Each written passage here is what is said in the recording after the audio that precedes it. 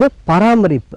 கண்டுகள் நடுவது முக்கியம், அதே மாதிரி அதுக்கு ஈக்குவலாக வந்து பராமரிக்க. ஏன்னா தரிசு நிலத்தில் வந்து முக்கியமாக வந்து நமக்கு அதற்கு வேண்டிய நீர் எந்த பக்கம் சரிவாக இருக்கிறதோ அந்த பக்கம் வந்து இந்த மாதிரி வந்து வட்ட வடிவத்தில் வந்து தட்டு வடிவத்தில் வந்து நம்ம பாத்திகள் அமைத்து இதற்கு வந்து எந்த பக்கம் நமக்கு பாருங்க இந்த மேட்லேருந்து இப்படி தண்ணி வரும்னா இந்த பக்கம் வந்து வாமடை மாதிரி இந்த மாதிரி செஞ்சிட்டிங்கன்னா இதில் வந்து தண்ணி வந்து தேங்கி நிற்கும். இன்னொன்று முக்கியமாக வந்து இந்த தண்டு பாகத்தில் வந்து தண்ணி தேங்கி நிற்கக்கூடாது. ஏன்னா வந்து நோய்கள் வந்து ஏற்படுவதற்கு இது வழியாகும். அதனால் வந்து தண்டு பக்கத்து சுற்றியும் வந்து மண்ணை வந்து குமித்து விட்டு சுற்றியும் வந்து நம்ம பராமரித்து விட்டோம்னா இந்த கன்றுகள் வந்து தகுந்த முறையில் எந்த விதமான பாதிப்பு இல்லாமல் வந்து தரமாக இது வந்து ஒரு நல்ல மரக்கன்றாக நமக்கு வந்து சேரும். அதனால் வந்து தரிசு நிலத்தில் மரம் நடும் பொழுது முக்கியமாக வந்து நீங்கள் இந்த உத்திகளை கடைபிடித்திருக்கலானால் தரமான வந்து கன்றுகளை நீங்கள் உற்பத்தி செய்யும். நிறைய நாட்டுக்கள் நடும்பொழுது கான்ட்ராக்டில் விட்டுறாங்க. ஆயிரக்கணக்கில் நாட்டு தரிசு நிலத்தில் வந்து முக்கியமாக வந்து நம்ம ஒரு நாற்று ரெண்டு நாற்று நட போகிறதில்ல, 10,000 நாற்று 20,000 நாற்று இன்னும் மாதம் நடும்பொழுது அந்த கான்ட்ராக்ட் எடுக்கிறவனுக்கு வந்து வேலையை முடிச்சிடணும். அதற்காக வந்து இந்த மாதிரி வந்து புள்ளியை போட்டு இங்கே பாருங்க இந்த பாலித்தீன் பையோட இது இப்படி நட்டுவாங்க.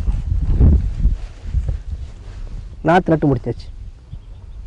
இந்த பாலித்தீன் கவர் இருக்கிறதுனால என்ன ஆகுது, இந்த பாலித்தீன் கவர் இருக்கிறதுனால இந்த நாட்டு தரிசு நிலத்தில் வந்து ஈரம் வந்து நமக்கு கிடைக்கும். நாற்றுக்கு இந்த ஈரம் வந்து இதுக்குள்ள போகாது. ஸோ அதனால என்ன ஆகும், உங்களுக்கு இந்த நாற்று வந்து பட்டுவிடும். ஒரு சிலர் என்ன பண்ணுவாங்கன்னா இந்த அடிபாகம் மட்டும் கிழிச்சு விட்டு நடுவாங்க. மேல் இதில் தான் ஈரம் நிறைய இருக்கும். அப்போது உங்களுக்கு வந்து இந்த மேல் ஈரம் உள்ளே போகாது. அதனாலேயே இந்த நாற்று நட்டுவிடும். இன்னொன்று வந்து இந்த பாலித்தீன் பையில வந்து ஒரு பிளேடை வைத்து தான் கிளிக்கணும். ஒரு சிலவங்க வந்து என்ன பண்ணுவாங்க, இப்படி கிளிப்பாங்க. இப்படி கிளிக்கும்போது இந்த நாற்று வேரெல்லாம் பட்டு போடும். ஏன் இந்த வேர் இப்படி நட்டா ஏன் வராது? வரும். எந்த பகுதியிலனா பாசன பகுதி, நல்ல நீர் இருக்கிற பகுதியில் வந்து இந்த இப்படி நட்டா கூட வரும். பேர் ரூட்டட் ஸ்டாக்னு சொல்லுவோம். இப்படி நட்டாவோட வரும். ஆனால் தரிசு நிலங்கிறது வந்து ஒரு குறிப்பிட்ட காலத்துக்கு தான் வரும்.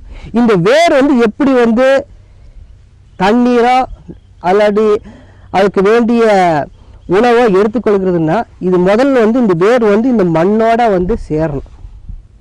அதுக்கப்புறம் தான் வந்து அது வந்து நீரோ அல்லாட்டி அதுக்கு வேண்டிய உணவோ அது எடுத்துக்கொள்ளும். அந்த சேர வேண்டிய காலம் வந்து குறைந்தது ஒரு 10 நாள் 15 நாள் ஆகும்.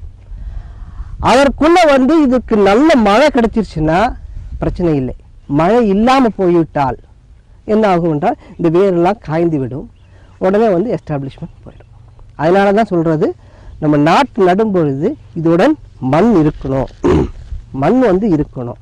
மண்ணை வந்து அந்த பாலித்தீன் பையில் கிழிக்கும் பொழுது அந்த மண் வந்து உதிராமல் வந்து நம்ம எடுத்து நட்டோம்னா தகுந்த முறையில்